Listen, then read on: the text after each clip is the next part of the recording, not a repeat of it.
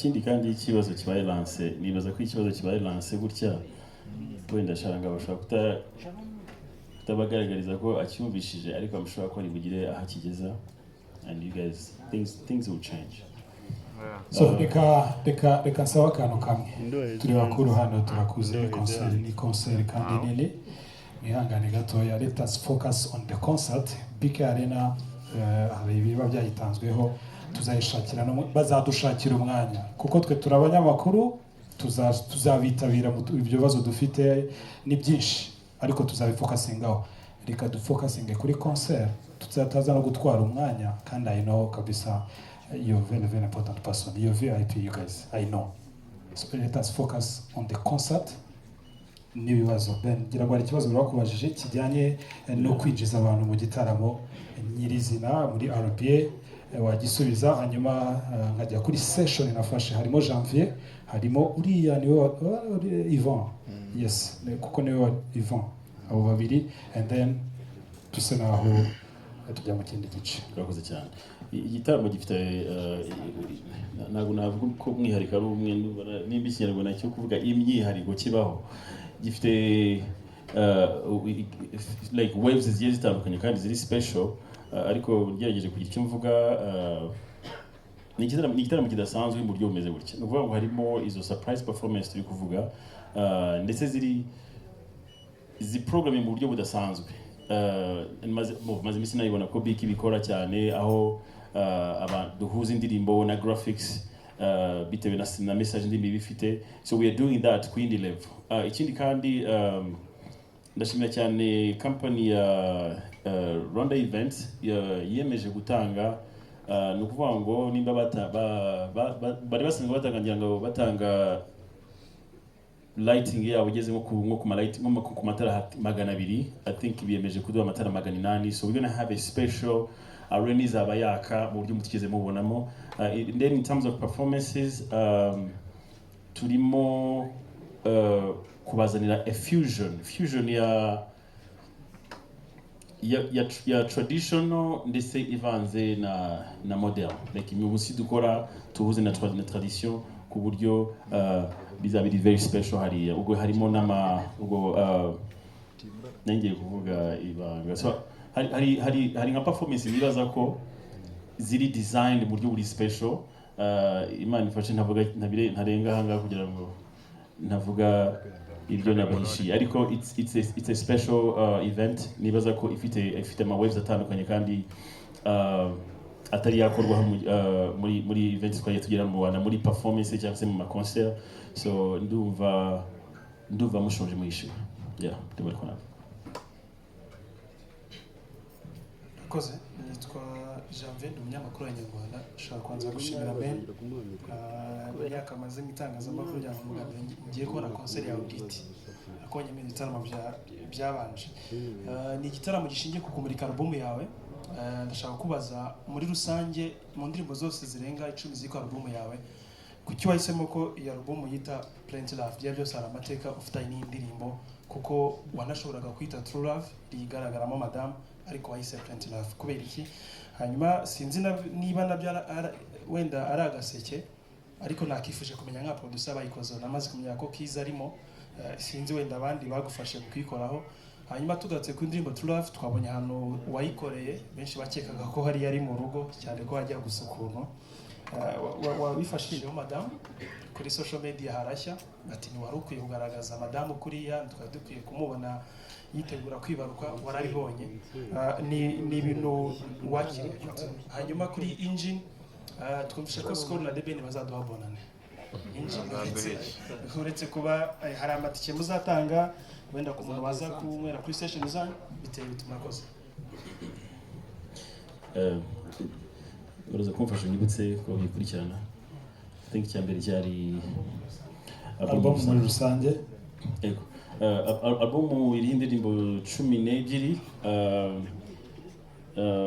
hanyuma aba producer bayigizeho ufite bimwe muri bino bibazo turi kujya twakira ufite ndi kubisubiza mu buryo buri vague cyangwa se bujimije. Nibaza ko nkuko bivuze neza cyane aba producer bakoze kuri album na Keys arimo, so dufitemo Made Beat, dufitemo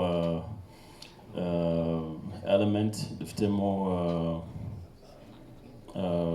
real beat dufitemo koze dufitemo amazu akomeye atandukanye akora imiziki yacu hano mu Rwanda. Ndumva naragerageje kwita ku banyarwanda cyane in terms y'aba producer.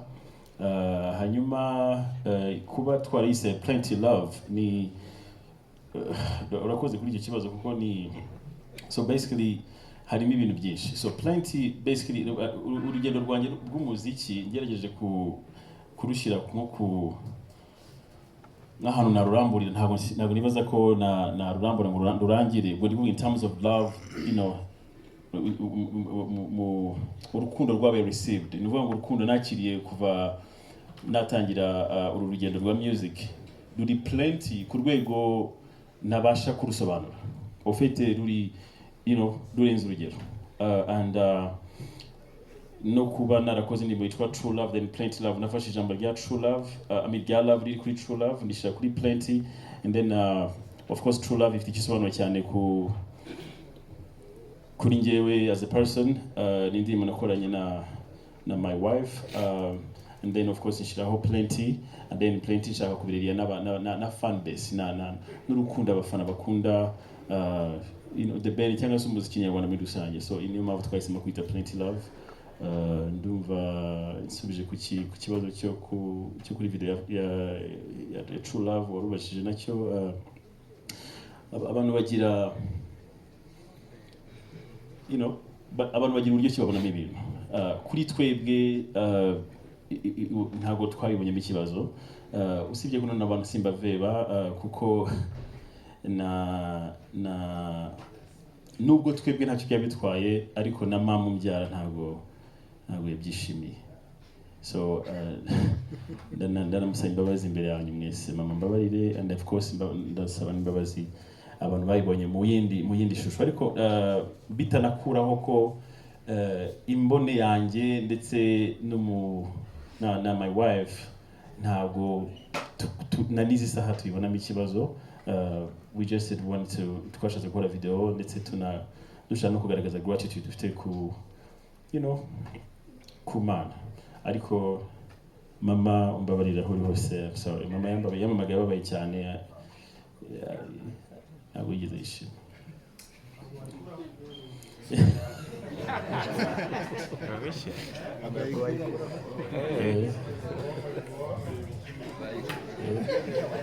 Yambajije ngo ntabwo bayikuraho ntabwo. So ndumva nsubije ibibazo byose Javier asigaye cya engine igiye gusubiza.